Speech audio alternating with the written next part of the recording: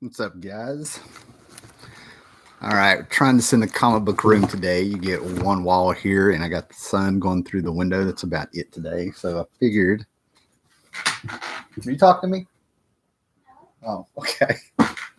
So I figured I'll just play around and talk about something real cheesy from the 80s and stuff, right? And I figured that would be the new universe there. For you people who don't remember the new universe, back in the 80s, Marvel was getting ready to hit its 25th anniversary. And what came out to us, the readers and stuff, through advertisements and knowing that something special was coming, was the concept of a whole new universe.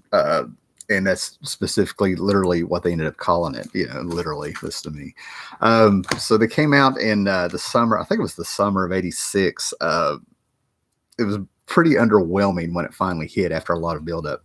What you have to understand is that, honestly, thanks to Marvel and the quality of books that was coming out, and DC making some efforts in TV shows and Superman movie, there's a lot of stuff over the years that brought more people into comics, but it also held on to the people who were reading comics as a kid or as, in colleges during the 60s.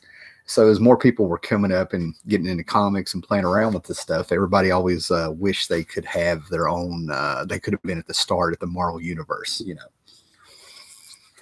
So everybody was sort of like, oh, great, there's a universe of comics I'm going to be able to jump in on and be at the beginning. And there was a little bit of excitement over it. And I was right there with it. It turns out years later, and I'm still kind of getting filled in over the years of what happened back then. But originally, apparently, the whole concept was to restart the entire Marvel universe, make it contemporary. Yep, Sleepy Reader is out there. He said I was excited at the time for sure. I was too. And the whole idea, though, was it ended up becoming the original idea that Jim Shooter had, as I'm piecing together what happened back then. I'm into the comic book history behind the scenes, was that the whole concept was actually, let's reboot the whole universe and start it all over and start from the beginning. And they turned that down. And know that idea probably over a decade later, decade and a half, it ended up, they started doing the Ultimate line of Marvel Comics, and they took Jim Shooter's idea anyway and never gave him credit that I could tell, So anyway, when they started the new universe and they were up on it, I think they had a budget, and I heard it was over $100,000, this and that. I could probably do some kind of Wikipedia search or look it up online. Probably should have done that before I decided to shoot from the hip here. But there was a lot going on behind the scenes. Like, I think the parent company was about to try to sell Marvel. There's a lot of politics going on behind the scene. I think the president of the company of Marvel was pressuring Jim Shooter, and Jim Shooter ended up getting the boot during this. I've heard that this new universe failing after they took all the money out of it to really back it up led to the final nail in its coffin.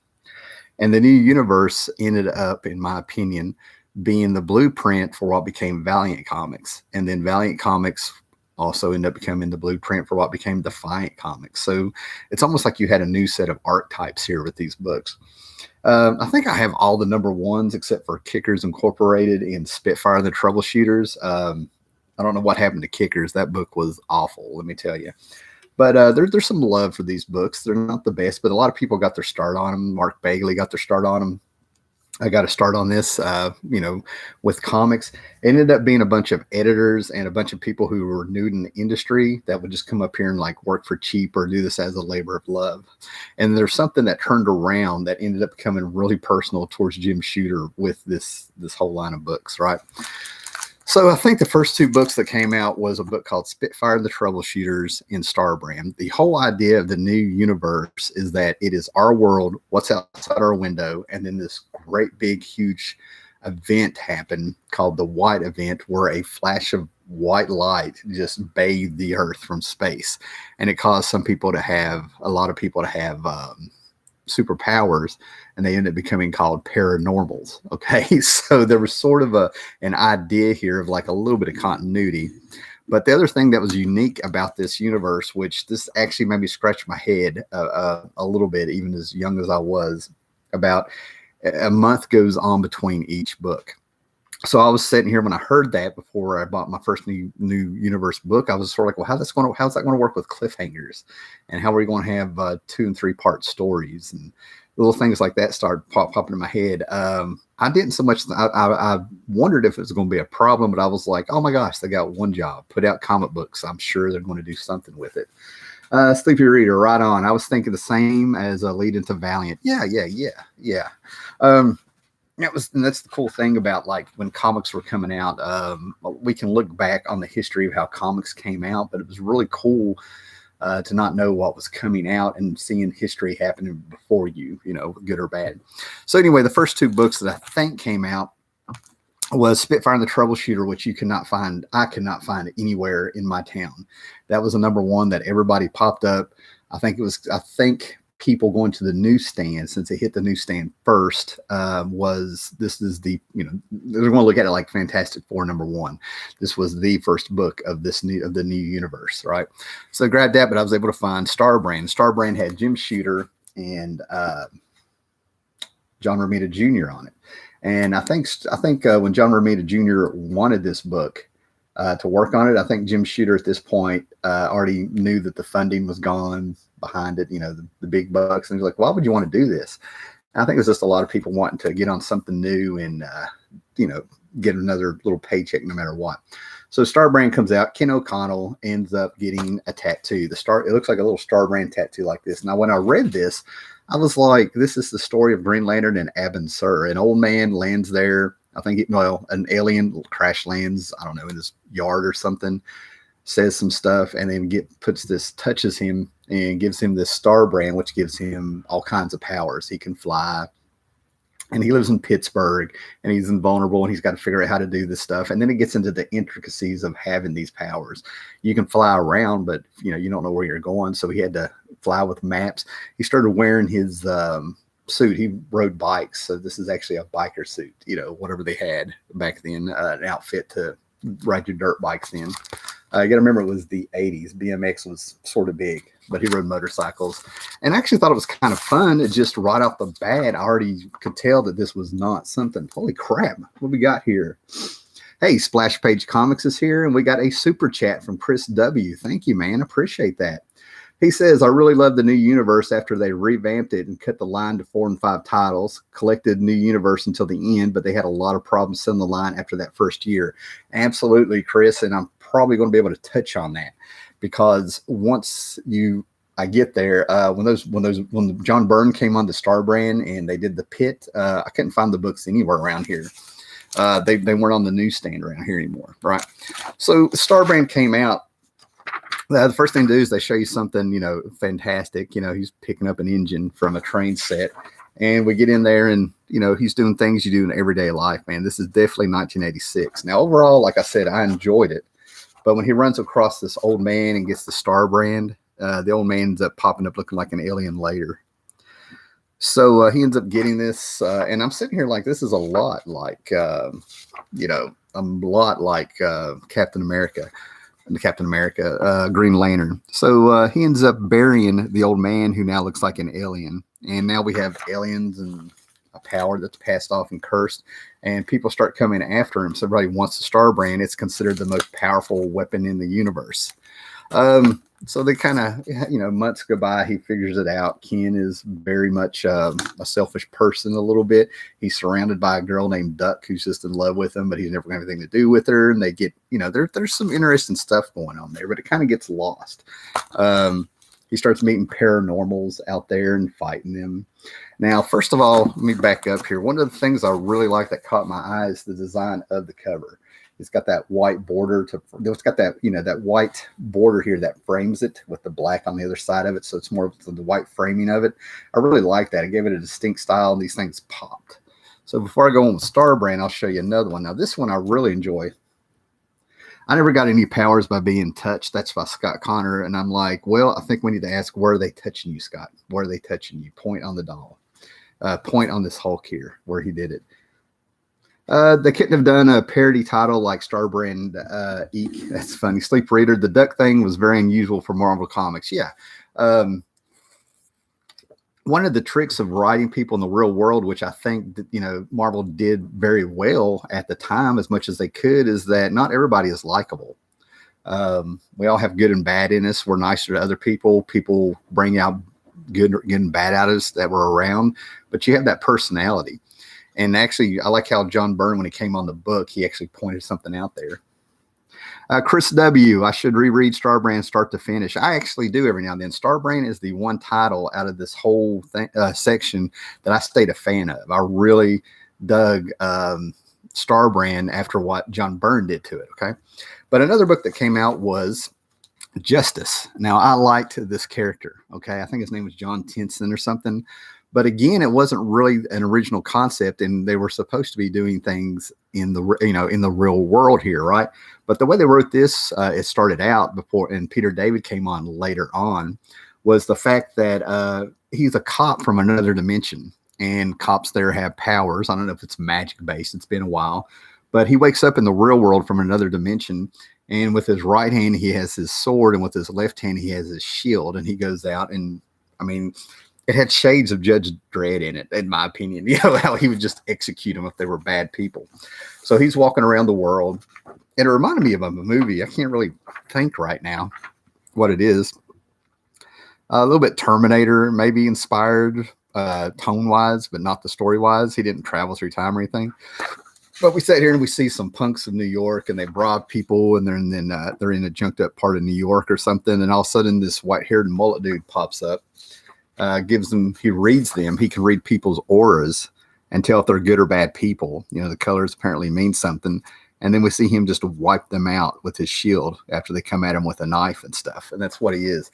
Then we see bits and pieces of the dimension he came from. And we start seeing crime bosses and stuff saying, who is this dude and what's going on? We get a few girls. He's walking around with his punk glasses there, trying to figure out food and concepts and stuff, exploring the world, just an alien in this world. And Archie Goodwin came up with this. It was really cool. And to let you know where it's at, you know, they have a little Bruce Springsteen shot there at a club, you know what's going on.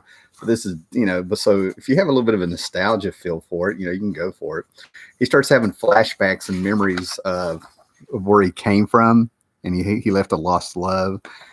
And he had, I'm going pretty fast here, but then he has like these extra dimensional ninjas come after him, and something happened where he got put into our world.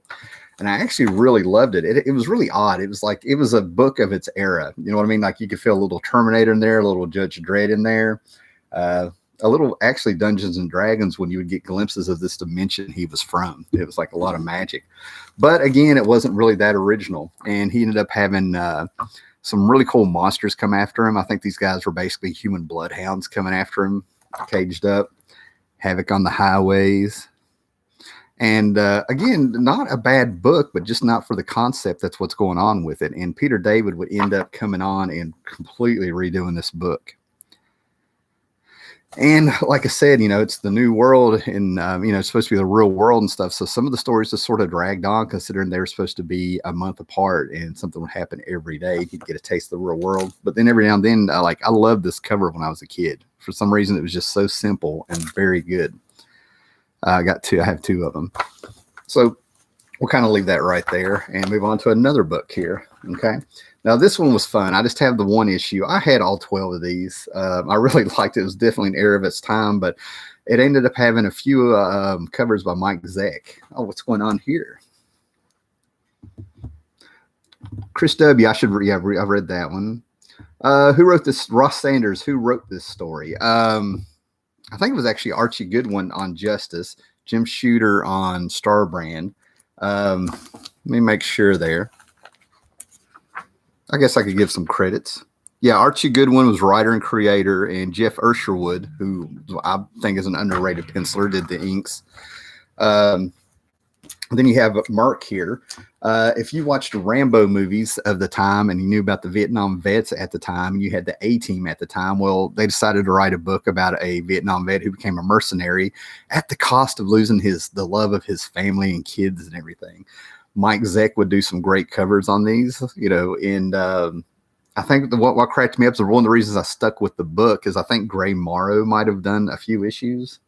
And there's a scene at the end of it where you see him like, this is horrifying. It's like he's in a black room. You think he might have been grabbed by, I don't know, some very bad people. And he's sitting there, he's like, this is horrible. And then the next panel, he's like, this is really bad. I can't believe they've let this go on. I've got to stop it. And you find out he's walking out of a movie theater watching Rambo 3. He was laughing at it. It was horrible. Let's see what we got in the chat here. Ross Sanders, Blade Runner. Okay, yeah, Sleepy Reader 666. There's something really fun about getting the start of a superhero universe, even though none of but the big two ever last. Yeah, and this was before like the 90s when you had chance after chance after chance of getting on the Valiant, the Defiant. Malibu put out a few universes with some old, I don't know, characters from the 40s who I think were in public domain, like Man of War and some of those characters. You had Image a little bit, and I can think of more and more and more. The Ultraverse I think is one of the best and very well constructed new universe kind of books of the 90s. Gort Vidal is out there. Hey, great to see you. Good day, Tim and Damien in the chat. I don't know why I didn't read the new universe at the time. Maybe it was the artwork and I didn't give it a chance. Now, in past videos, I've talked about trying to get books like the Labyrinth movie adaptation and a few other books that came out over those 3 years. But being on a budget with an allowance and being like 12 or 13, about 13 years old when this started, I missed out on a lot of great books because I wanted to be in on this. So I wouldn't really beat yourself up, and you can definitely get these for cheap. Every now and then, I kind of want to go back and try to get all the issues of DP7 and all the issues of Justice for cheap. I find them all the time in anywhere from 50-cent box to $1 boxes. I'm pretty sure in Sleepy Reader, I'm pretty sure Gray Morrow did some books in here. I'm shooting from the hip. I just know somewhere along the line he was involved in the new universe for a blink of the eye. Let me look in here. And this is amazing, man. Where the outside is a little bit beat up because I read it and stuff, but I haven't pulled this out in so long. The inside pages are still creamy white. I mean, that smells like 1986 pulp still. It's amazing. It's like a fine wine. Yeah, I'm pretty sure Gray Morrow did this one. Yeah. Peter David did the story of Merc, even though this was created by Archie Goodwin, I'm pretty sure. And Gray Morrow did the artwork. And this is Peter David before Peter David was a huge name.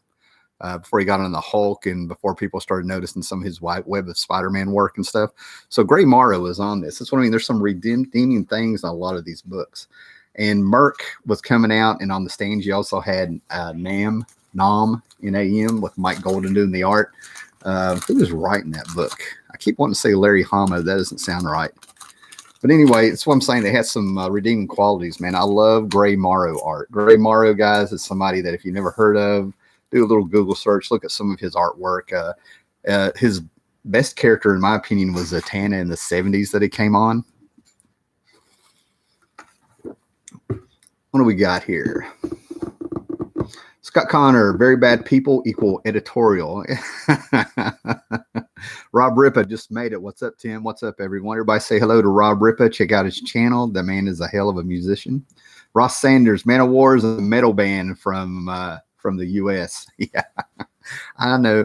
Me and Scott Connor we know our metal bands. We'll just leave it at that, So we'll look at there. And then the next one that came out, I think Mark Bagley. There's an issue that I don't know if it's really worth anything. I know it got hot for a little bit because it was Mark Bagley's first work. Mark Bagley, who ended up doing New Warriors. I had some backup work. He did some backup stories and some annuals, and was created by Jim Shooter, but they went with the new universe anyway. So anyway, he ended up doing the ultimate. We know who Mark Bagley is if you know Spider-Man. Okay, everybody's saying hello. So this one came out, and this is basically a counselor and his sister during the White event. I'm going by memory here. During the White event, I think he was in a car wreck or something, or an explosion, and he ended up getting this weird scar in between his eyes in the shape of a crescent moon. And thanks to that, in the White event, he's able to enter people's dreams. And this is the book, I think this is another Archie Goodwin creation, but he would enter their dreams to help them with their traumas. Their trauma, and I think he was in a coma after a car wreck. Now it's coming back to me after I've seen this page. He was in a coma due to a car wreck or something, and the White event brought him out. And when he came out, his sister was waiting on him, and he was in bad shape. He wasn't really supposed to come out of the coma. And then he was able to turn around and go into people's dreams. The Awakening is the first issue. Writer, creator, Archie Goodwin. Brett Blevins doing inks. Yeah, so it's all like metaphysical and surreal, and people's demons would take form inside their head, and he would go in and help them. Dreamscape. That makes me think of a movie called Dreamscape, if I have to think of anything. You guys can chime in there if you remember anything. And then a book I kind of liked, and I don't know why. It really reminded me of, I mean, you understand, I was 13 when this came out, 12, 13. And I messed around with the stepdad's Fourth World books, Forever People. You know, I have a couple issues of Forever People still from his collection. And specifically, so when I read Psy-Force, the way that they would all come together and make the Psy-Hawk above them, I'm like looking around like, this is Forever People. You know, even back then I could put it together. But this is the book where I think this takes place in the West Coast or something. I don't know. But they're a bunch of runaways or I don't know. Anyway, Psy-Force for certain reason was the one that really hooked me. Mark Texeira was on this book. We'll see who read it in a minute. But basically, all these people have psychic powers. Okay. And when they came together, they could create this force called the Psy-Hawk to fight things. And they were all sort of messed up and screwed up.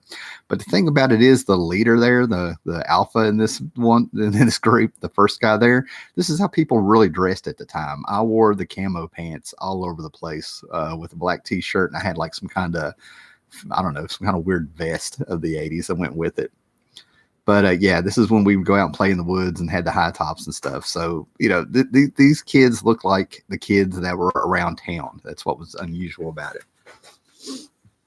Okay, Chris W., Lee Weeks, Mark Bagley, Graham Nolan, Mark Texeira, Ron Lim all had early work in the New Universe.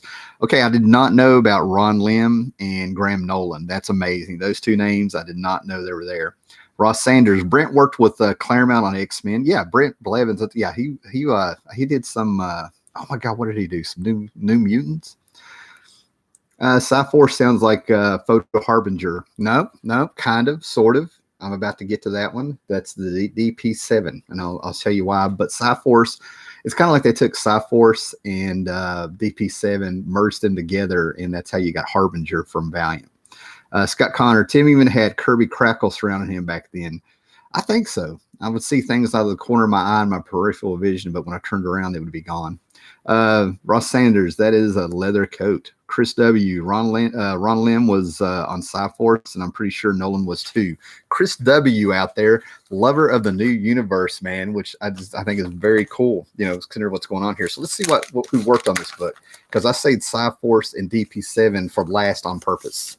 Okay, so like I said, this was the book I liked. Like I said, it's got a guy named Steve Peary, not the guy from Journey, and penciler Mark Texeira, and Kyle Baker doing inks on this one.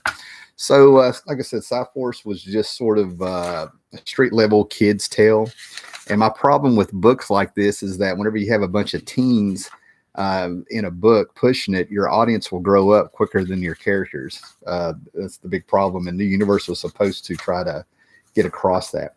But anyway, the problem with this book, even though I liked it, is that it was really rushed. A lot of information, a lot of small panels, a lot of reading and exposition. It was more of a book of like, let's tell you instead of show you with a lot of things, which was all right.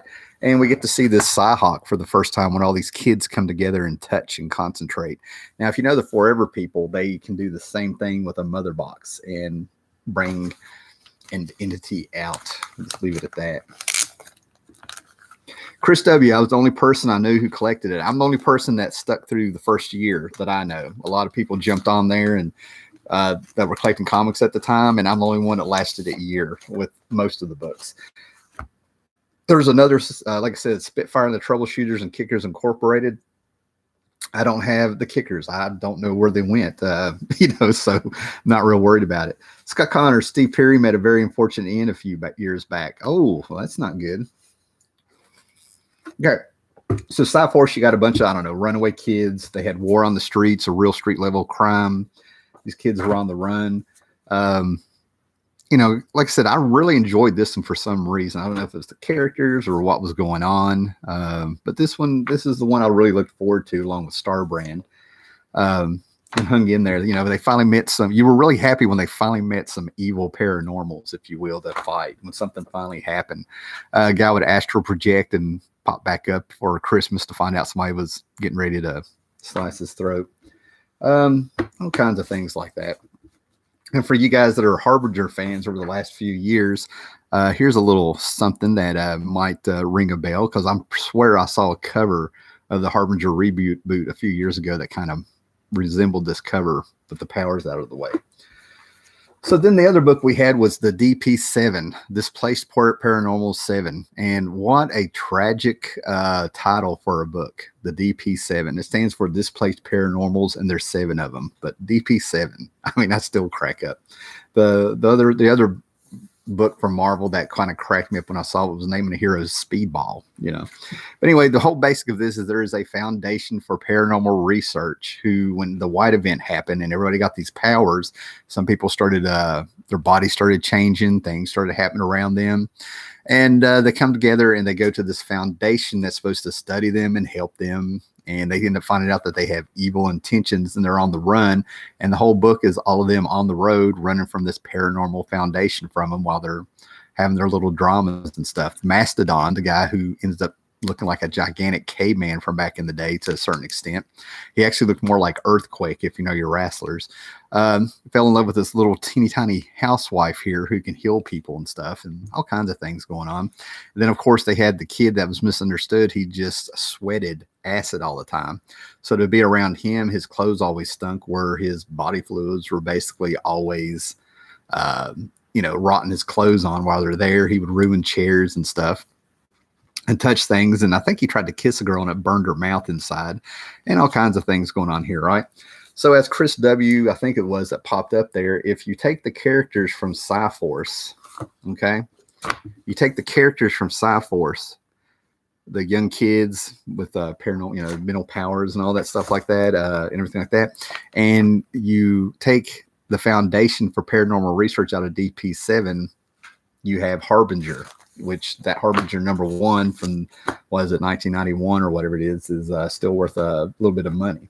Now, DP7 was by Mark Grunwald, and it was a labor of love. Now, if there is any book out there that I would really recommend somebody checking out and sticking with, it's DP7. I think with the whole idea of what the new universe was supposed to be, where everything takes place, time passes for, like it does for us, a month between each issue and things going on.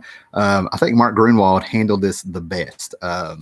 This was just fantastic. Paul Ryan came on here. I like this book because at the time I was also getting Squadron Supreme, the 12-issue miniseries, and you had Mark Grunwald with Paul Ryan. I'm telling you, man, there was a time in the 80s there for like 3 or 4 years where Mark Grunwald could do no wrong. He should have been bigger than what he was. But yeah, they play around with the hitchhiking ideas, the concepts. They send out the little housewife to get them a ride and stuff. They're all, and some of these people do not adapt to having powers. They do not adapt to being more than what they are in the real world. The dude, what was his name? Anyway, the kid, the teenager amongst adults and stuff, ended up giving everybody code names, and he'd always get mad because nobody was using their code names. He was trying to make it like a comic book world or something, and in real life, a little kid trying to name everybody so they wouldn't get caught, and they'd get mad at him. But DP7 is the book I think that should have been the success, at least. All right, let me read some comments, and then I'm going to kind of reorganize here for a minute and then talk about what happened where they tried to save the line of books and John Byrne came on.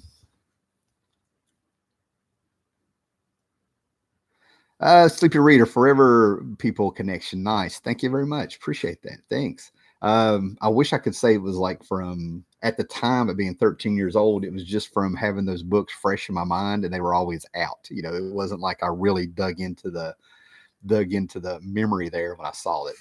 Chris W., Mark Grunwald, and Paul Ryan. Yes, Chris is on this, man. I'm very impressed, Chris.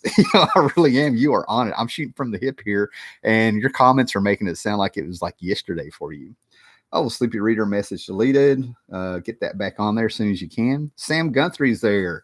True. Grunwald had it going on in the mid to late 80s. Squadron Supreme, Cap DP7. Yeah, Mark Grunwald and even his Quasar ended up being a pretty good book to follow. That came out like in, what was it, 89, 1990. And in issue like 31 or 32, he actually had Quasar go into the new universe and bring the Star brand into the Marvel universe proper. Something that the last, there was an Avengers run where they brought in they brought in Night Mask and Star brand, completely different characters to a certain extent.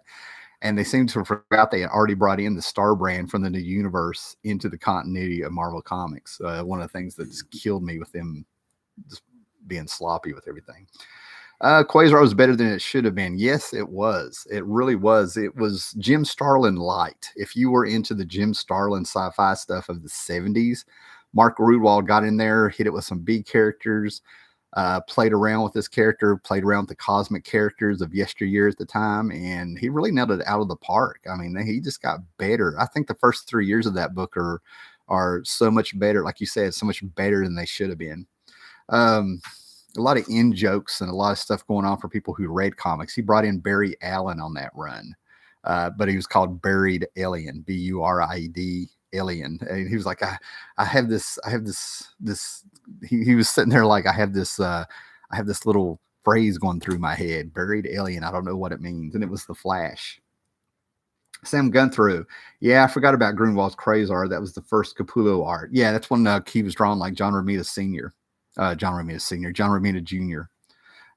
Before he came. Then he went on to Spawn, where he would draw like Todd McFarlane. I never really saw Greg Capullo his own style until he got on Batman with Snyder during 52. Okay, guys, so let me find some books here because Star brand is very important to talk about where these books turned around. Okay. One of the things that got me very excited was when John Byrne was at DC. He was putting out all kinds of stuff left and right at DC with he was nailing Superman. Love it or hate it, he was nailing Superman. And then he would do like a Teen Titans annual, and he did a Secret Origins with the Doom Patrol. He was playing around with stuff, did a Batman story where he just wrote it, and he was all over the place doing covers, doing the Legend miniseries, and he was just nailing it. And then slowly you started getting the idea that he's coming back to Marvel, because on Star brand, out of nowhere, John Byrne is coming on the book, and they're going bi-monthly. And all you know is John Byrne made a quote saying it's going to be more about the Star brand, not about Ken. Okay. So he comes out, this book goes monthly. Number 11 comes out, and my eyes lit up. Unfortunately, after this hit the stands, it wasn't on the newsstand anymore where I live. None of the books were after the first 11, 12, 13 issues. Even after half the line got canceled, they weren't on the newsstand. So I would have to try to make 3 or 4 trips to a comic book shop a year at that time, because I'm like 15, 16 years old, no car, it's a different time back then. And you start hearing about this, and Tom Palmer, one of my favorite inkers, if not the favorite inker of all time. All of a sudden they've got John Byrne and Tom Palmer coming on the Star brand, and it's bi-monthly, and you're like, oh my God, they're turning this around. They canceled Kickers Incorporated, Spitfire and the Troubleshooters, Night Mask, Merc. They did a whole bunch of stuff, but then all of a sudden they were sort of really amping up the artwork and the stories a little bit. And John Byrne gets in here, and one of my favorite things that ever happens is that Ken Connell, the Star brand, has a friend who's a psychiatrist, and John Byrne writes a story where the guy tells him, you're a smart guy, but you surround yourself with people you think you're better than. And just nails him with this big psychological revelation about him. And he tries to get rid of the Star brand, puts it in an inanimate object. I think it was a dumbbell that he had, thinking he could get rid of it, and it blew up. It blew up Pittsburgh and made this pit full of pit juice and stuff, right? And all of a sudden now we have this sci-fi concept. We have the real world with the pit event, or whatever it was, the second white event or something. And you come to find out that the first white event was the first dude who had the Star brand went up into space, tried to put it in an asteroid, and it was the Star brand that gave everyone their powers and stuff. So he tricked Ken O'Connell with, into having the Star brand. And that ends up being this great sci-fi time travel story. One of the things that shocked everybody was John Byrne back on the X-Men, sort of, but it turns out that this is a comic book convention, and this story was very funny. This is number 12. This is where the pit begins. But he ends up at a comic book convention, and there's like John Byrne, Mark Gruenwald, and stuff doing a panel. Your X-Men here are cosplayers, and they're having a talk with him, like, and he's having this real life talk. Now he is wearing a full bodysuit, like you saw, a mask. He's making a appearance. I think he has an agent or something. He ends up at a convention, the Star Brand, and that's how he ends up talking to all these guys that write comics. And they said, it'd be real easy to figure out who you are, and how you're doing all this wrong. Actually, if you have powers, trying to keep a secret identity is be stupid. So he's talking to people who work in comics, telling them how he's doing everything is stupid. And that's why he wants to get rid of the Star Brand. Ends up, the old man pops back up wanting the Star Brand back, and everybody that works at Marvel Comics as the con gets killed. So, and now the pit starts. So let me get started here. In Justice number 18 and a few issues before this, with the big turn on the new universe to try to save the book, things get interesting. It turns out that Justice, that I talked about before, was not from another dimension. There was a paranormal, another paranormal who had powers that kept him in a coma and was sort of feeding him these dreams or something. His whole experience as being a cop from another dimension is part of this coma dream. And he comes out, and he has to end up killing this paranormal who's like kept him in a coma, feeding off of him or something. And he wakes up, and one of the first things he walks into is Pittsburgh getting blown up. So this book, The Pit, came out, and I'm going to slow down here for a minute. Let me calm down so I can speak slowly. Let me see what we got going on here in the chat, if anything else is out there. I used to have Cyforce and Spitfire New Universe comics. That's Samatos 22, Sam Guthrie 1977, Tom Palmer equals Mr. Avengers. Yeah, Tom Palmer's been. I actually had a chance a couple years ago at Baltimore Con to sit there and tell Tom Palmer how he was one of the first people who made me look at comic book art as art, with what he did with his inks and his brush strokes and stuff.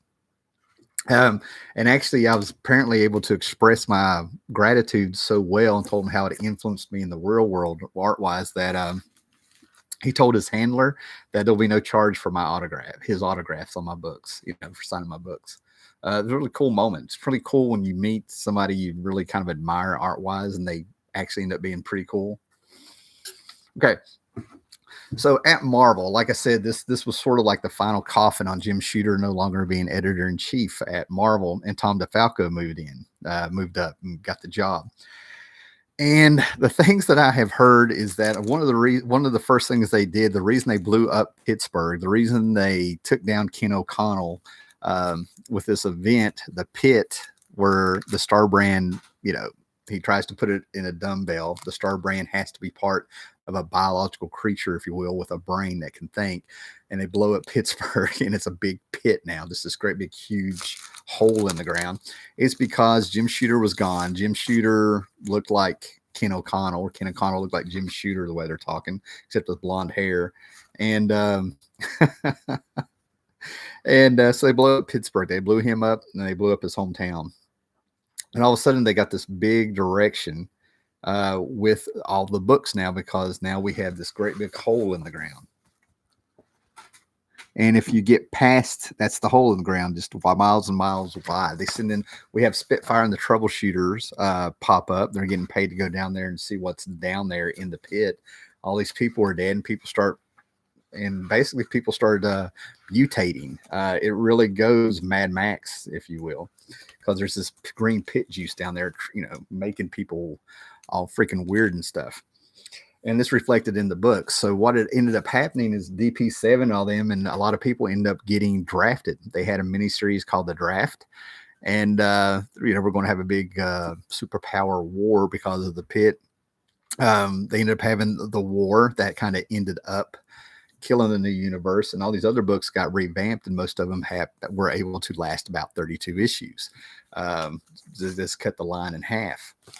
But one of the shining stars is that this is where Star Brand really ended up getting.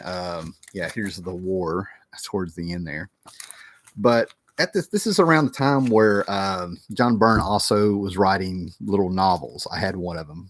One was about the book that you were holding was actually part of like a cell in a body of a bigger demon or something. I don't know, but he got really out there with this book that he wrote, and he was hanging out. I think he was neighbors with a sci-fi writer named Larry Niven. So some of his stuff ended up getting real time travel-y sci-fi. I mean, John Byrne was really sort of expanding as a writer, but you also got to understand John Byrne considers himself a writer first and an artist second, and that's up to you to decide that. But anyway, he ended up having a baby with Duck, but the baby was conceived when he had the star power. Ken Connell ended up coming back, and this is where you found out that whoever had the star brand, even after you gave it up, you kept 10% of the power. Well, what's 10% of infinity? It's still infinity, but everybody still wanted the star brand.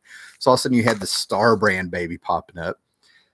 The star brand was getting passed around to people and characters that were in the book. The pit plague. So that's what I'm saying. We had the real world, and we ended up having an event that really made these books in the comics. Okay.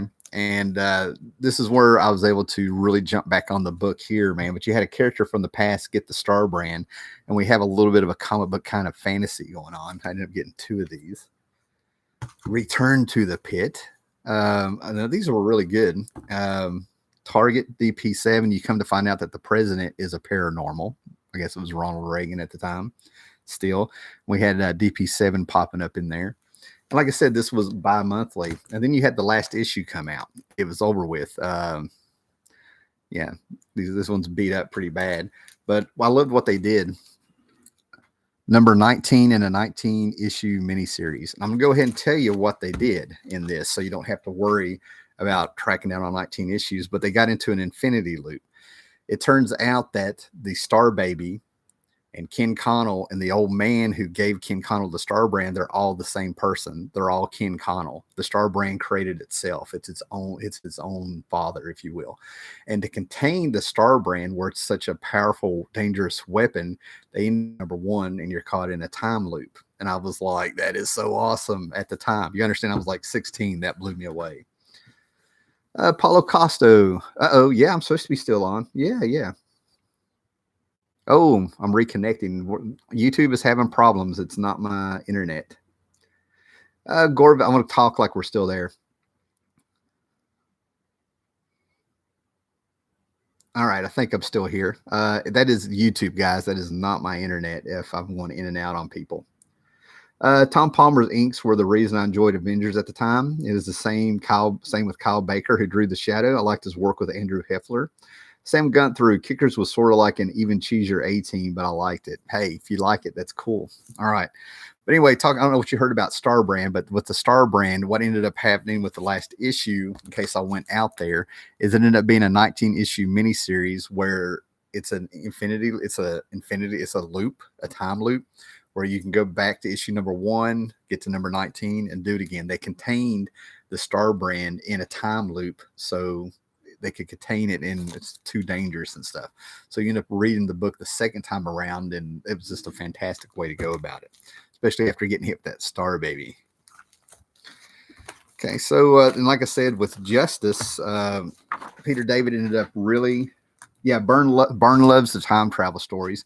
Next Men had a similar concept with the time loop thing. He also came out with a 4-issue miniseries of OMAC, where he answers the question, if you could go back in time and kill Hitler, would you? He played with time there, and he really was into those things, right? So with Justice, I think this is the issue. Number 15 with Nightmare's End. This is where he wakes up and finds out that he is not John Tenson from another dimension, but he's been held captive by, I don't know, some paranormal person, right? And then it led into the pit, and all of a sudden, weird things are going on because of the pit juice, and everybody freaking out over everything that's happened from the pit. This series really stepped away from being in the real world, and finally we got some plot and some world building going on. This is what I'm talking about, Daddy. Daddy's that you? I have no idea why he's still walking around in these new wave clothes, which kind of gives you an idea of this not being in the real world. And Peter David really took off with this book, did some very interesting things. And then he started hiding the characters in his work during the 90s. The character of Justice, or somebody very much like him, ends up popping up in his Spider-Man 2099 run, which was really fantastic. And they started bringing in the books, but it was too bad. The last issue I have is issue number 29, where we get some Cyforce popping up. Okay. So the world got a little bit tighter. And like I said, this was the last issue of Cyforce I was able to get a hold of. I remember 19. And I'm really glad because some of these advertisements are just fantastic on these books. Even I would love to have a poster of that. But yeah, that's basically it in a nutshell. But like I said, if I was going to push any book on anybody, it would be probably DP7. Here's number 19. They brought in Spitfire. You finally got some action going on and crossovers and stuff. But this character here in particular ended up also bleeding into Mark Gruenwald's story with Quasar and stuff, right? So DP7 got a little bit more life by Mark Gruenwald finding ways to bring these characters into the Marvel Universe proper, like in continuity. But that's about it with the new universe. It was kind of sad to see it go once they started getting some talent on it, but it is what it is. They ended up, I really think the final nail in the coffin wasn't so much Jim Shooter losing his job, but it was that they took a personal shot at him, in my opinion, with that pit blowing up Pittsburgh and stuff. Kind of a caramel thing. See what we got. Chris W. One of the characters in Justice was allergic to paranormal, so they hired him as a paranormal tracker. I think I remember that. That is so cool. That's what I mean. They really got innovated with the powers. They were really trying to come up with new powers.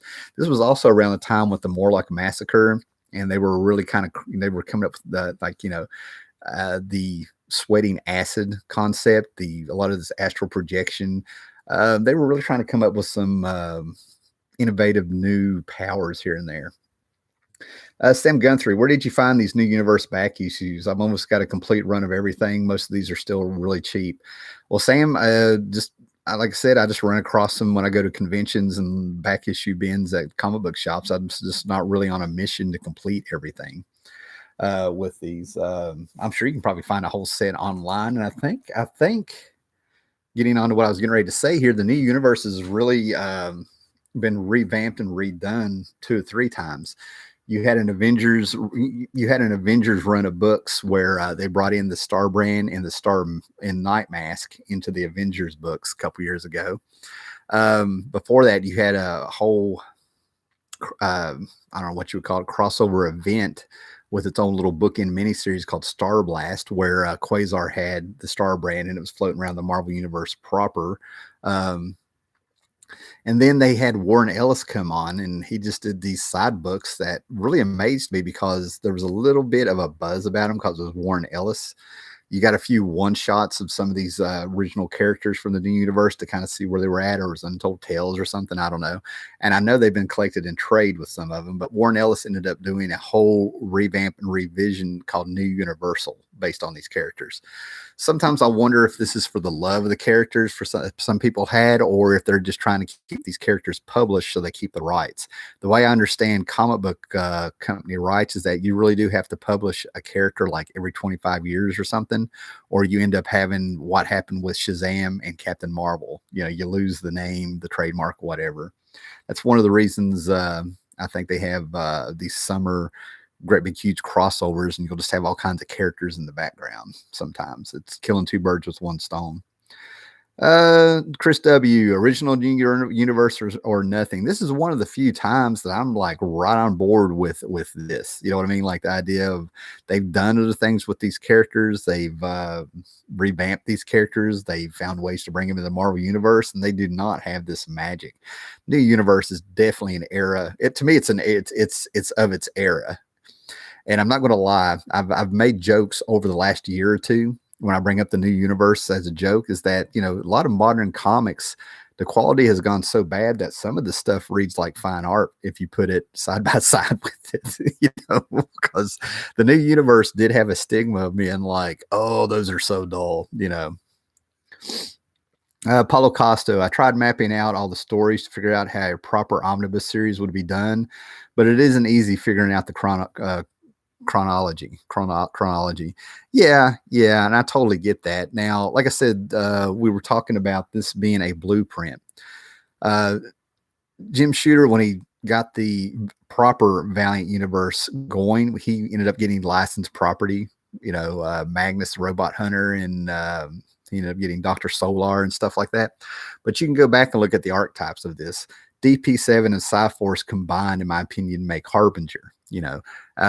Solar, the Man of the Atom, would be Starbrand, so on and so forth. Exo Man of War, Spitfire, and the Troubleshooter. I think you kind of get the point there. So, in a way, these survived, and he had the if you go back and look at the Jim Shooter era of the Valiant books, when he was writing all them, he gives dates and times that all these things are happening. Real time, happened through the Valiant era books, but I think he learned a lot of lessons through the new universe of trying to make time really work with us in these comic books. Gore Vidal, Tim, I commented on your comedian video, and I just want to add that your contribution to appreciation of the comic medium has been enlightening to me. I'm glad I joined YouTube. Oh, thanks, man. I appreciate that. I kind of got juiced up a little bit and did another Watchmen video, kind of like what I did with the comedian. I sort of did with Rorschach and Ozymandias. And I tried to stay away from ideas and concepts and things people have noticed before and really talk about things nobody's really gotten in depth and stuff with my interpretations. I really appreciate that. I never know if anybody's really interested in that. And the only way I know how to tell those things is to be direct. I don't really make a lot of flash in those videos. If they break 100 videos, I'd be surprised. 100 views, I'd be surprised. Paulo Costa and Gore, I really appreciate you bringing that up. I really do. Everybody subscribe to Gore Vidal there. Paulo Costa, Ellis's New Universal was good, but he lost all the files and he wasn't able to rebuild the stories. Well, I checked out an issue or two of it and just was not in the mood to start something new at the time when it came out. I think I have seen that collected in trade or something, so I'd be interested to see what happened. Chris W says definitely wasn't perfect. Again, thanks for the super chat, Chris W. That was very nice. I appreciate that, and it does go towards this channel. But yeah, New Universal wasn't perfect. It's Warren Ellis. I think it's just done. I mean, it's a revamp. I don't know who really, I think the only people who would get that book are Warren Ellis completist fans. And, maybe a few people had a love for some of these New Universe characters. Sam Guthrie, I like Jim Shooter. I think he was the best Marvel editor-in-chief. He definitely, I didn't work for the guy. And one of the things apparently that they were able to hook John Byrne into coming back to Marvel with Starbrand and then West Coast Avengers, Namor, She-Hulk, all these B characters, because he was burnt out on working on Superman and an A-list character. He just wanted to be able to play and have fun, was the fact that Jim Shooter was gone, apparently. I've heard that over the years several times. Was it true or not? I don't know.